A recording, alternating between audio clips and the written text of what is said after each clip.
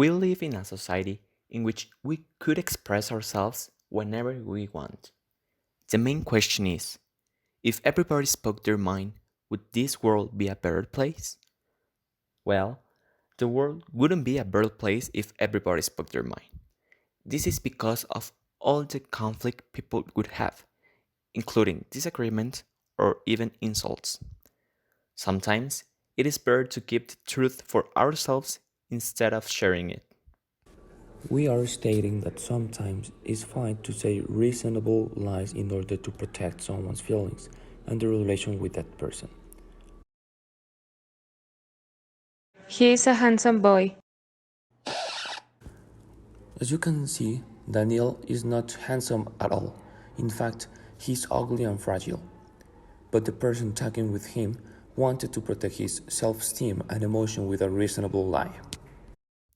We think this is true because feelings and emotions also play an important role in this conflict that could make humans be mad or angry and lead to a bigger problem.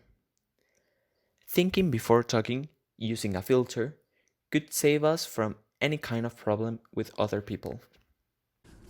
On the other hand, people should be free to say what they think, as it is included in the concept of free will and liberty. Liberty ends when it interferes with the liberty of someone else. But what happens when you get to a certain age and you say what you think without hesitation because you realize that if you're not with yourself, you will not be well with anyone? As the time passes, you learn how to be comfortable with yourself without hurting others. There are some philosophers that support our point of view, such as Aristotle, an ancient Greek philosopher and scientist with great influence on the Western ideologies. Aristotle claims that any virtue lies in the middle between two extremes, either excess or deficient, and the mean between the two extremes is determined by our rational principle. The standard of virtue changes depending on the situation. For example, the virtue of courage would be in the middle between being cowardly and being overly rash. The same ideology applies in the research question. Honesty would be the virtue in this case. If everyone spoke their mind, all the people in the world would be acting upon this moral standard without reservation, being brutally honest. And this is the extreme of excess in the main doctrine. This proves that the world that people now live is actually the midpoint between the two extremes, because in the real life, people think of what they would say before saying it, instead of saying whatever that comes to their mind. Since eudaimonia, living well, can only be achieved by accessing virtue, people should keep being prudent when saying their thoughts. Therefore, if people spoke their mind, this world would not be a better place. Plato was a Greek philosopher born in 428, writer of the Republic. Plato has a unique point of view about a lie. He says, we want one single great lie which will be believed by everyone. Plato states that a lie should only be said if it's believed by everyone and give motivation to the people. For example, an eclipse could happen and the king will say to the people it was God, punishment for not working enough. If everyone spoke their mind, it could not be motivation for the people to keep going. On the other hand, we can also find ideas completely opposite, such as those from Immanuel Kant, an 18th century philosopher from Königsberg, Russia, better known for his work called Critique of Pure Reason. Kant believes that all rational creatures are bounded by the same moral law.